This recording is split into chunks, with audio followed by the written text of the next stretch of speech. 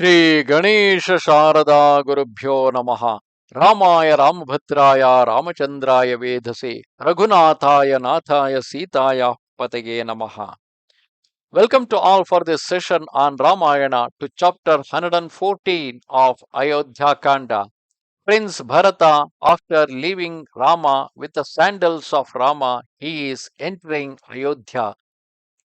The prince in his chariot, which gave forth a thunderous sound as it rolled onward, entered Ayodhya.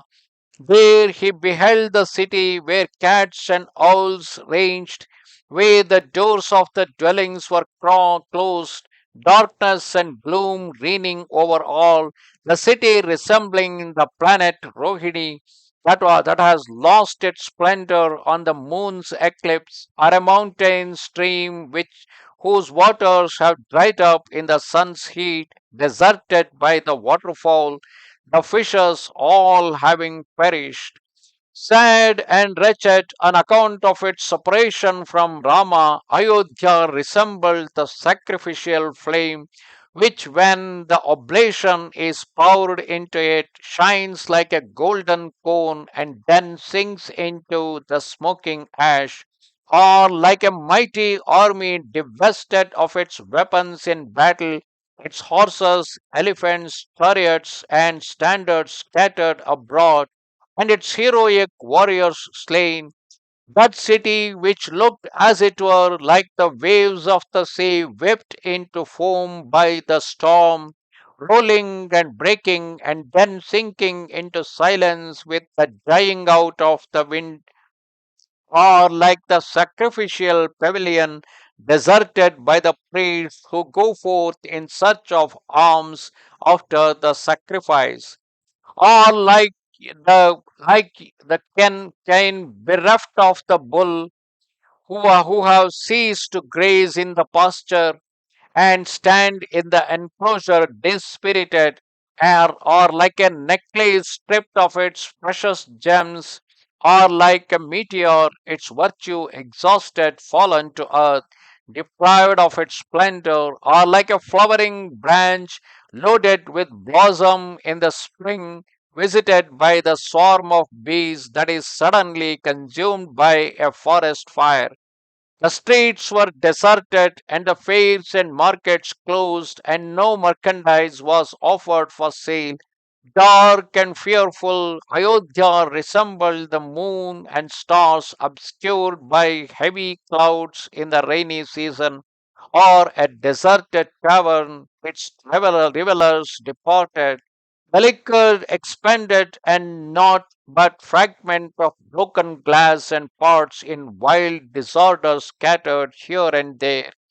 Ayodhya appeared like a tank sunk into the earth, the water being spent, the foundations having collapsed, the jars and earthen vessels lying scattered amid the thirsty standing there in despair, or it resembled the string of a great hero's bow that has been severed by the arrow of his adversary and is lying on the earth, or an aged and ill nourished mule urged on by a soldier slain in the battle and left unheeded.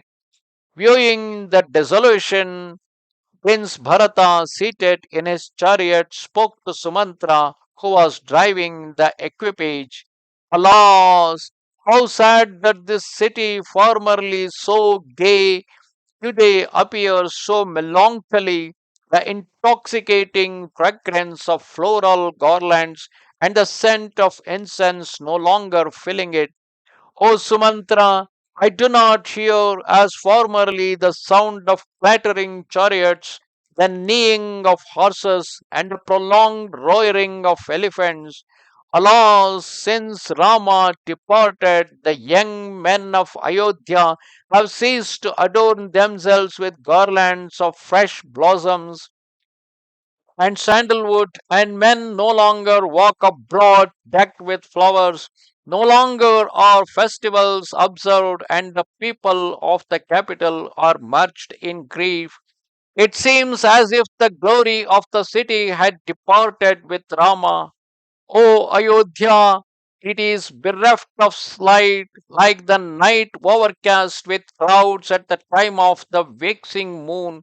When will my brother Ramachandra return like a festival diffusing joy in Ayodhya, as do the autumnal rains?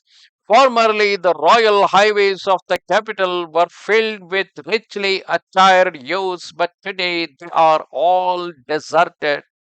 Wailing and lamenting, Prince Bharatha entered his father's play palace, which, bereft of the king, resembled a cave without a lion. Seeing the inner compartment in complete darkness, the prince wept aloud like the gods when warring with the Titans are afflicted when beholding the darkening of the sun. Thus ended chapter 114 of Ayodhya Kanda in Ramayana. Namaste Sharada Devi Kashmira Puravasini Twamaham Prarthaye Nityam Vidya Danancha Dehime. Goodbye.